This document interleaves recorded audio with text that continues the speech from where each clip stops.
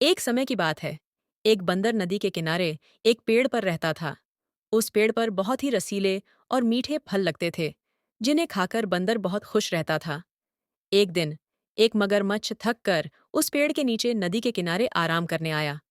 बंदर ने मगरमच्छ को थका हुआ देखकर उसे कुछ मीठे फल दिए।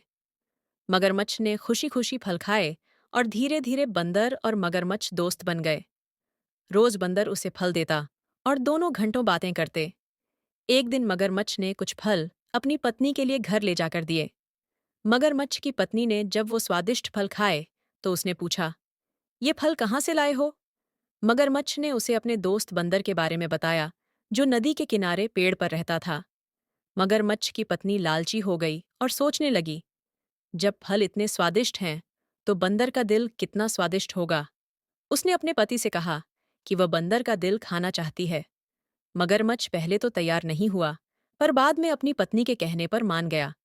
अगले दिन मगरमच्छ बंदर के पास गया और उससे कहा, तुम रोज मुझे फल खिलाते हो, आज मैं तुम्हें अपने घर खाने पर बुलाना चाहता हूँ।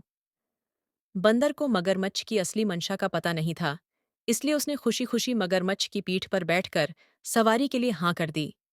जब वे नदी के बीच में पहुंचे तो मगरमच्छ ने बंदर से कहा, मेरी पत्नी तुम्हारा दिल खाना चाहती है, इसलिए मैं तुम्हें उसके पास ले जा रहा हूँ। यह सुनकर बंदर चौंक गया, लेकिन वह बहुत चतुर था। उसने तुरंत कहा, अरे, मेरा दिल तो पेड़ पर ही रह गया। अगर तुम्हें मेरा दिल चाहिए तो हमें वापस पेड़ पर जाना होगा। मगरमच्छ उसकी बातों में आ गया और बंदर को वापस पेड़ के पास ले आया। जैसे ही वे किनारे पहुंचे, बंदर तेजी से पेड़ पर चढ़ गया और बोला, मूर्ख, दिल शरीर के अंदर होता है। तुमने दोस्ती के नाम पर धोखा दिया। अब मैं तुम पर कभी विश्वास नहीं करूंगा। इस कहानी से हमें यह सीखने को मिलता है कि कठिन परिस्थिति में भी बुद्धिमानी से काम लेना चाहिए।